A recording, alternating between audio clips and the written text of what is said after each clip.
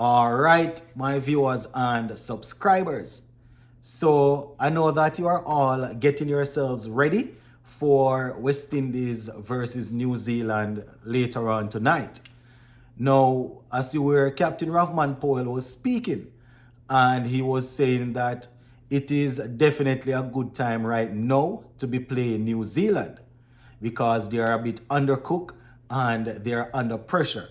So it's a good time to be playing them. Gonna share some more information on that. Plus, we see where the West Indies Academy players, they went up against the Emerging Ireland team earlier today and they lost. Yes, it was their second one-day game and they were unable to secure victory. Joel Andrew, though, he was spectacular. He actually got a century. So we're going to go through the scorecard.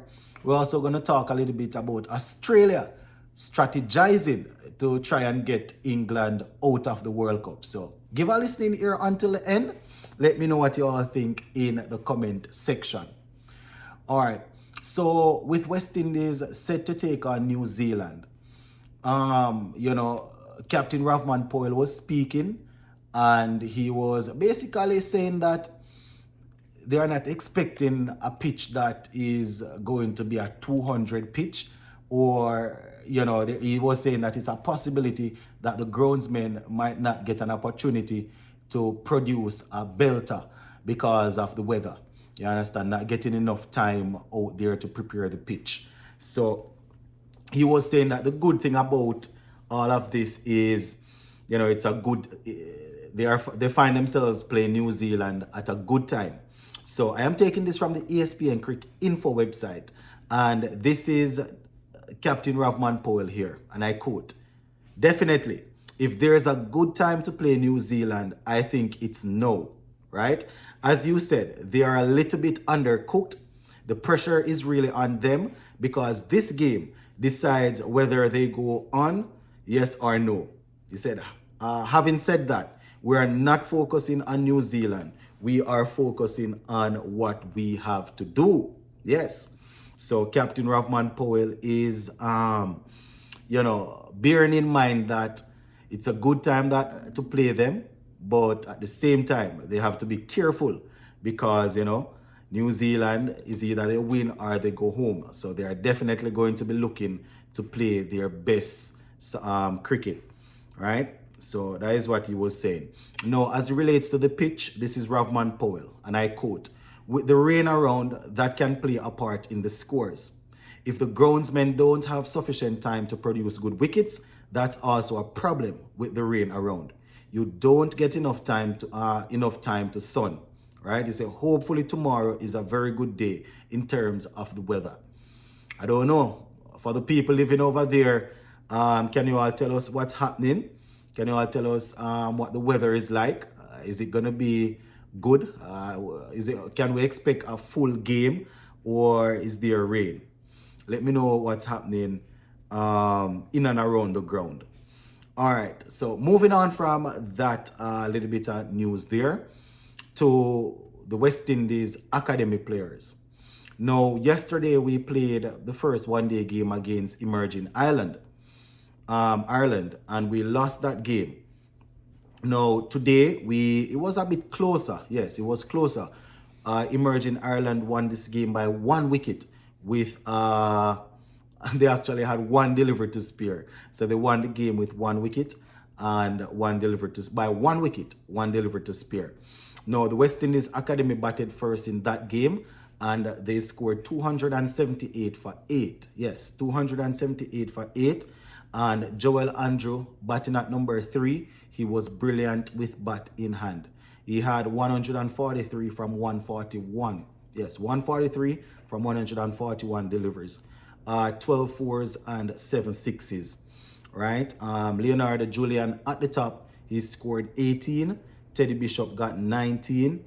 Akeem O'Geese didn't score. In the back end there, we saw Carlin Bowen Tuckett getting 20, while Naeem Young, the captain, he chipped in with a half century. He made 54 from 46. Joshua Bishop didn't trouble the score. Raymond Simmons didn't trouble the score either. Right, so that is how the batting went for us. For Ireland, emerging Ireland, Tom Mays, he picked up 2 wickets for 61 runs. Liam McCarthy, he got 3 for 80, while Gavin Hoey picked up 1 wicket. Riley picked up 1 for 43 also. So that is how the bowling went for emerging Ireland. Now, when it was time for us to bowl, we were unable to really pin them down. I mean, we took an early wicket, getting rid of their opener, Jake Egan, for 11. But, they had Chris at the crease there, and he was batting for a while. He scored 84 from 108. So he basically shepherded them across the line, along with Matthew Humphrey, right? He's the captain. He got 39 from 14, not out. Basically playing a power innings there to get emerging Ireland across the line. Now, bowling for the West Indies Academy team, Raymond Simmons, he had 2 for 50 from his 9.3 overs. Lane picked up 3 for 55, while Naeem Young got 2 for 67. Right? Joshua Bishop had 1 for 43 from 10, and that is basically how it went for the West Indies Academy team.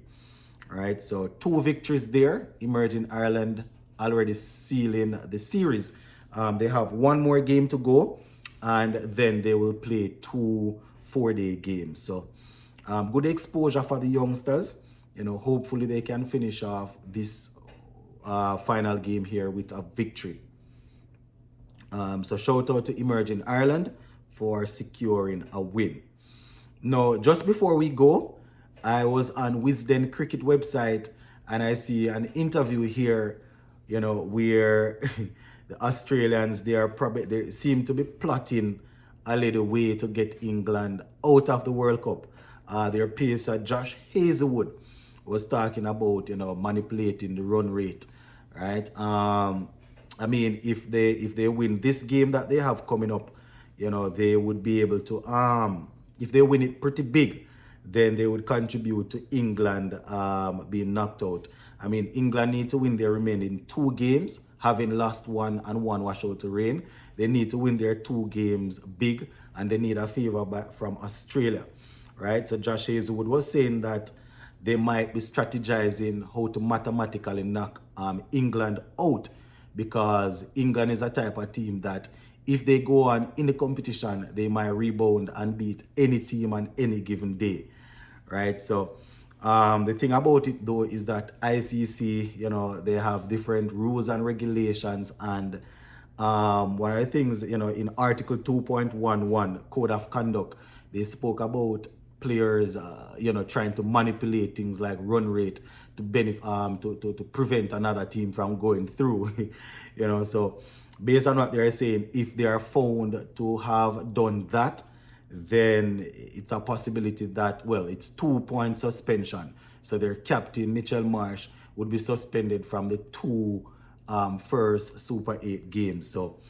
that is something that they have to weigh up, right? That is something that they would have to weigh to see whether or not they want to do that. So England, they just need to win their 2 games and see what happens after that.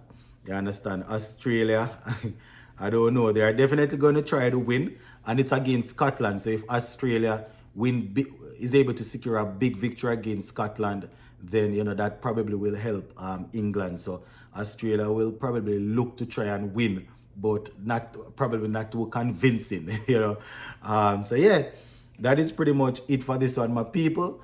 We're gonna leave it right here for now. Just continue to stay tuned to the channel and let me know what you all think in the comment section. As a matter of fact, I should say England, they will have Namibia to play next, so that is after Oman. They play Oman tomorrow. So they play Oman tomorrow and Namibia next. So they have to win those 2 games big and hope Australia win against Scotland big. So let us see how that one goes. We're going to leave it right here for now. Big up.